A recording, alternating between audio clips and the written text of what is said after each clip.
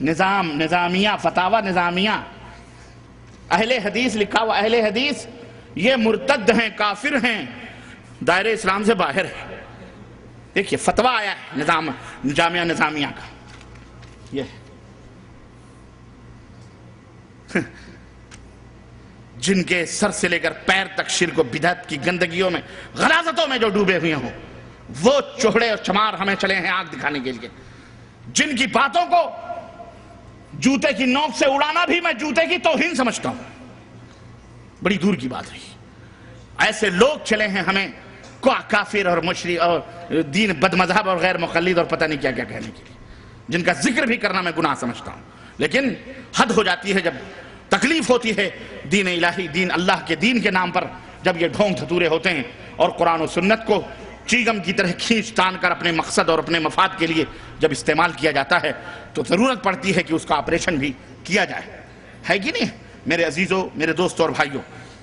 ایک بات یاد رکھو کہ اللہ تبارک و تعالیٰ نے بہت ساری نعمتوں سے ہمیں نوازا ہے, اور جو عظیم نعمت اللہ عز و جل نے ہمیں عطا فرمائی ہے حضرت محمد الرسول اللہ صلی اللہ علیہ وسلم کی شکل میں صورت میں, یہ رب کی شفقت اور رب کی مہربانیاں اور رب کی عنایتیں ہیں کہ اس رب ذوالجلال نے ہمارے لیے بہت بڑا انعام بہت بڑا احسان ہمارے اوپر فرمایا کہ ہمارے درمیان ہمیں میں سے اپنی عبدیت اور غلامی کروانے کے لیے صحیح راستہ بتلانے کے لیے ہمیں انسانوں میں سے بشروں میں سے اولاد آدم میں سے ابنائے آدم میں سے ایک ایسا اولو العزم پیغمبر بھیجا, ایک ایسا نبی بھیجا جس نے اپنی نبوت کے صرف 23 سالہ دور میں انسانیت کی جس نے کایا پلٹ دی, صرف 23 سالہ برس کی جد و جہد انسانیت کی کایا اس نے پلٹ دی. نادان اور ناقدر شناس انسان نے خود اپنی شرافت اور کرامت کے گوہر نایاب کو معاصی گناہوں اور بدکاریوں کی جن نجاستوں اور غلاظتوں میں لگ پر کر دیا تھا اس کو اس نبی نے پاک و صاف کیا, اس نبی نے پاک و صاف کیا. دنیا میں اس طرح اس انسان کو اجاگر کیا کہ آج اس کی چمک اور دمک سے نگاہیں چکا چوندھ ہیں. تاریخ انسانیت کا پورا سرمایہ اس کی مثال پیش کرنے سے قاصر ہے.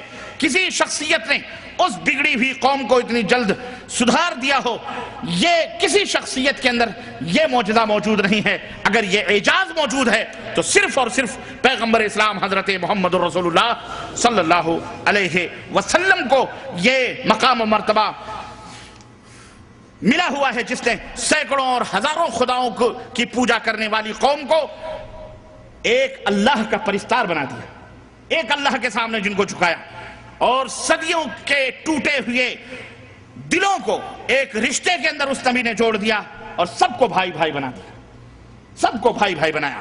توحید کے ترانے اور محبت کے نغموں سے دنیا کا گوشہ گوشہ گونج اٹھا. فسق و فجور, فحاشی, بے حیائی اور بدکاری کے بڑھتے ہوئے سیلاب کو اس نبی نے پہاڑ بن کر کے روکا. کمزوروں اور بے کسوں کی کراہتی ہوئی دنیا کو ظلم و استبداد کے آہنی پنجوں سے چھڑا کر امن و راحت کے ابدی گہوارے میں لا کر کے بٹھایا. اور کتنی سچی بات اس کے اللہ نے, ہمارے اور آپ کے رب نے, پاک پروردگار نے قرآن کریم میں بیان فرمائی ہے. ارشاد ربانی ہے لقد من اللہ علی المؤمنین, لقد من اللہ علی المؤمنین اذ بعث فیہم رسولا من انفسہم یتلو علیہم آیاتہ ویزکیہم ویعلمہم الکتاب والحکمہ وان کانوا من قبل لفی ضلال مبین. بے شک اللہ نے مومنوں پر بڑا احسان کیا ہے, اور یقیناً یہ اللہ کا احسان ہے. کیا احسان ہے, کیا انعام ہے کہ انہی کے جنس سے ان میں ایک ایسا رسول بھیجا, پیغمبر بھیجا جو ان کو اللہ کی آیتیں پڑھ پڑھ کر کے سناتا ہے, اللہ کی آیتیں پڑھ پڑھ کر کے سناتا ہے, ان کو ہر قسم کی گندگیوں سے پاک و صاف کرتا ہے. اور تیسرا مشن کیا ہے, ان کو کتاب الہی اور حکمت و دانائی کی باتیں بتلاتا اور سکھاتا ہے. یقیناً یہ لوگ رسول کی بعثت سے پہلے کھلی ہوئی گمراہیوں اور غلطیوں کے اندر مبتلا تھے. یہ پاک پروردگار کا فرمان ہے. تو اللہ رب العزت نے اس نبی کو بھیج کر کے ایک عظیم الشان احسان فرمایا, اور آپ پورے دین اسلام کو اور تعلیمات نبوی کو 4 حصوں میں تقسیم کر سکتے ہیں. ایک ایک حصہ عقائد کا ہے، دوسرا حصہ عبادات کا ہے، تیسرا حصہ معاملات کا ہے، چوتھا حصہ اخلاقیات کا ہے۔ اس طرح پورے دین کو 4 چیزوں میں آپ متعین کر کے ان چاروں کی اصلاح اللہ کے حبیب حضرت محمد الرسول اللہ صلی اللہ علیہ وسلم نے کی، اور مکمل عقائد کی بھی، اخلاق کی بھی، معاملات کی بھی اور عبادات کی بھی کامل و مکمل تعلیم ہمارے نبی حضرت محمد الرسول اللہ صلی اللہ علیہ وسلم دے کر کے اس دنیا سے رخصت ہوئے۔ آپ نے کسی معاملے کو ادھورا، ہر وہ کام جو اللہ کی رضا کے لیے ہوتا، ہر وہ کام جو اللہ سے قریب کرنے والا تھا، ہر وہ نیکی جو جنت میں پہنچانے والی تھی، ہمارے نبی حضرت محمد الرسول اللہ صلی اللہ علیہ وسلم بتا کے گئے کہ نہیں گئے؟ اور ہر وہ برائی جو اللہ کو ناراض کرنے والی تھی، ہر وہ برائی جو جہنم میں پہنچانے والی تھی، ہمارے نبی حضرت محمد الرسول اللہ صلی اللہ علیہ وسلم نے ان سے منع کیا اور اس سے روکا۔ اور سب سے بڑی اہمیت عقائد کی اصلاح کی اللہ کے نبی صلی اللہ علیہ وسلم نے دی۔ اس کا اندازہ آپ اس بات سے لگا سکتے ہیں کہ روزہ مدینے میں فرض ہوا، حج مدینے میں فرض ہوا، زکوٰۃ مدینے میں فرض ہوئی، 23 برس تک اللہ کے نبی نے صرف ایک عقیدے کی اصلاح کے اوپر آپ نے اپنے وقت کو صرف کیا۔ نماز وہ بھی 10 برس بعد سن 10 ہجری کے اندر یعنی مکے کے اندر فرض ہوئی، لیکن اس کا تقریباً 10 سال کے بعد نماز کی فرضیت کا اعلان نبی کریم صلی اللہ علیہ وسلم نے فرمایا۔ اس طرح سے میرے عزیزو، میرے دوستو، اللہ کے رسول صلی اللہ علیہ وسلم نے اس دین کو مکمل کیا، کامل کیا۔ یہ جو شرک ہے، یہ کن وجوہات کی بنا پر لوگوں کے اندر آتا ہے وہ بات، اور پھر آگے میں اپنی بات کو بڑھاتا ہوں۔ شرک جن وجوہات کی بنا پر پچھلے دور میں آیا تھا، یہودیوں میں، نصرانیوں میں، وہی وجہ، وہی چیز اسی سے پیدا ہوتا ہے، اور وہی چیز اس امت کے اندر آئی ہے۔ اور پھر قرآن نے اور نبی نے اس کا ازالہ کیسے فرمایا، وہ بھی آپ کو میرے عزیزوں مختصر بتاؤں گا، اس کی تفصیلات نہیں۔ دیکھو اللہ تبارک و تعالیٰ نے قرآن کریم میں ارشاد فرمایا وَمَا يُؤْمِنُ أَكْثَرُهُمْ بِاللَّهِ إِلَّا وَهُمْ مُشْرِكُونَ سورہ یوسف آیت نمبر 106۔ اللہ رب العالمین نے فرمایا کہ ان میں سے اکثر لوگ جو اللہ کو مانتے ہیں، ایمان لاتے ہیں، اس کے باوجود بھی اس طرح شرک بھی وہ کرتے ہیں، شرک کے اندر وہ ملوث ہیں۔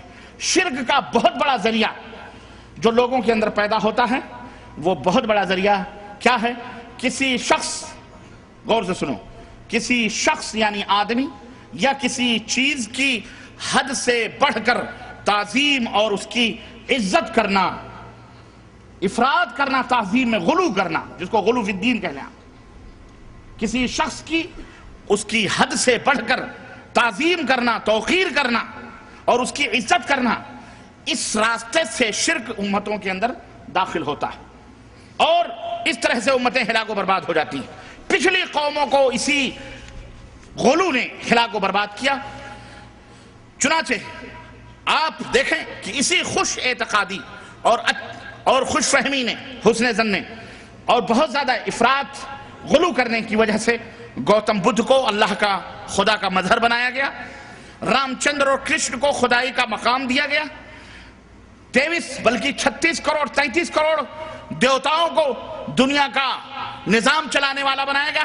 تبت میں دلائی لاما کو خالقیت کے مسند کے اوپر اسی غلو نے بٹھایا، اور مسیح ابن مریم حضرت عیسیٰ علیہ السلام کو اسی غلو نے اللہ کا بیٹا بنایا، اسی غلو نے اللہ کا بیٹا بنایا اور کہلوایا، اور خود جناب محمد الرسول اللہ صلی اللہ علیہ وسلم کے متعلق بھی اسی غلو نے، کہنے والے نے یوں بھی ان کے متعلق کہا کہ وہی جو مستوی عرش تھا خدا بن کر، وہی جو مستوی عرش تھا خدا بن کر اتر پڑا ہے مدینے میں مصطفیٰ بن کر۔ اور اسی غلو نے کہا کہ بغیر عین کا مدینے میں جا کر کے دیکھا جو ہم نے، بغیر عین کا ایک عرب میں نے دیکھا، بغیر عین کا ایک عرب میں نے دیکھا۔ اب عرب سے عین ہٹا دو تو کیا باقی رہ جاتا ہے؟ بولو۔ اور یہی نہیں بلکہ نبی کریم صلی اللہ علیہ وسلم کی امتیوں میں سے امتوں کو یہاں تک کہا گیا کہ اولاد نبی صلی اللہ علیہ وسلم کے بارے میں کہ لی خمسۃ اطفی بہا حر الوبا والحاتمہ المصطفیٰ والمرتضیٰ وابناہما والفاطمہ، کہ 5 ہیں ہمارے پاس ان پانچوں وہ ذات ہیں، وہ شخصیتیں ہیں جن کی وجہ سے بلائیں مصیبتیں دور ہوتی ہیں. اور وہ پانچ کیا ہیں؟ المصطفیٰ محمد صلی اللہ علیہ وسلم، والمرتضیٰ حضرت علی رضی اللہ تعالیٰ عنہ، اور وبناہما ان کے دونوں بیٹے حسن اور حسین، والفاطمہ اور فاطمہ. یہ پانچ چند پاک کا تصور پیش کیا، انہیں بھی الوہیت کے مقام کے اوپر بٹھا دیا. اسی غلو نے آگے بڑھ کر کے یہ تمام سب کام کیا کہ آج دیکھیں کہ ہمارے یہاں کون سی درگاہ اور کون سا مزار اور کون سی قبر اور کون سا چلہ، کون سا چبوترا ہے جو آباد نہیں ہے. مسجدیں ویران ہیں لیکن یہ تمام سب چیزیں آباد چل رہی ہیں. یہاں پر کسی شاعر نے بڑا اچھا نقشہ کھینچا ہے کہ عرس کیا ہے اور اس کی حقیقت کیا ہے، اس تعلق سے بڑا اچھا نقشہ کھینچا ہے. اجازت ہو تو میں آپ کی خدمت میں عرض کروں، وہ چند اشعار سماعت فرمائیں. اور عرس میں کیا ہوتا ہے یہ پورا نچوڑ اور پورا خلاصہ اس کے اندر بیان کیا ہے کہ ہر طرف خیمے لگے ہیں، دور تک بازار ہے.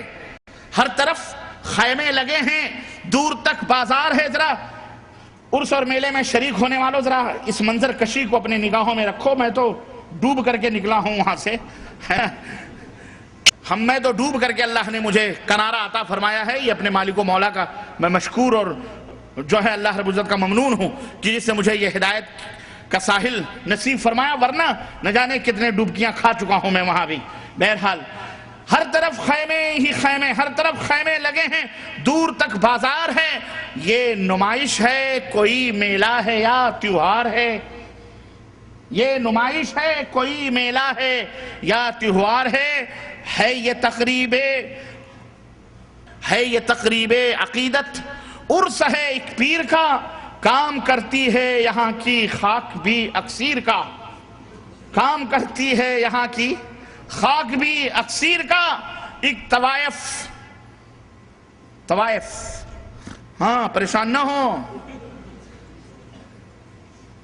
ایک دفعہ نام نہیں لوں گا اس شہر کا، یو پی میں ہے، فیض آباد کے قریب. وہاں طوائفیں ناچتی ہیں. بہرائچ میں تو باقاعدے سٹے بٹے چلتے ہیں. پاکستان میں تو میرے پاس ویڈیو موجود ہے، اگر آپ کو میری کسی سی ڈی میں یا کسی کیسٹ میں وہ نظارے آئے ہیں آپ کو میں دکھاؤں. اعوذ باللہ استغفر اللہ. طوائفیں، روپے، کیا نہیں ہوتا جی، کیا نہیں ہوتا ہے. اب میرے منہ سے مت اگلواؤ، مجھے شرم آئے گی اگر میں بیان کروں. کیا بدکاریاں، زناکاریاں نہیں ہوتی. اور آنکھوں نے دیکھا ہے، کانوں نے سنا ہے. ہاں بچے نہیں ہوتے تو وہاں بچے مانگتے ہیں. اعوذ باللہ، میں نہیں چھیڑنا چاہتا، اتنا ہی کافی ہے. ایک طوائف گا رہی ہے سامنے درگاہ کے. ایک طوائف گا رہی ہے سامنے درگاہ کے، کیا مزے ہیں حضرت قبلہ سہاگن شاہ کے. ایک طوائف گا رہی ہے سامنے درگاہ کے، کیا مزے ہیں حضرت قبلہ سہاگن شاہ کے. عورتوں کی بھیڑ میں نظارہ ٹھوکر کھائے ہے. عورتوں کی بھیڑ میں نظارہ ٹھوکر کھائے ہے. اس ہجوم رنگ و بو میں کب خدا یاد آئے ہے. اس ہجوم رنگ و بو میں کب خدا یاد آئے ہیں. مقبروں کی جالیوں پر عرضیاں لٹکی ہوئی. مقبروں کی جالیوں پر عرضیاں ہوتی کہ نہیں ہوتی. مقبرے تو مقبرے، وہ قرب و جوار کے پیڑ بھی بد شکل ہو جاتے ہیں. پیڑوں پر، درختوں پر، پتیوں پر جہاں چاہتے عورتیں ہیں. آمنوا توبوا إلى الله توبة نصوحا عسى ربكم أن يكفر عنكم سيئاتكم ويدخلكم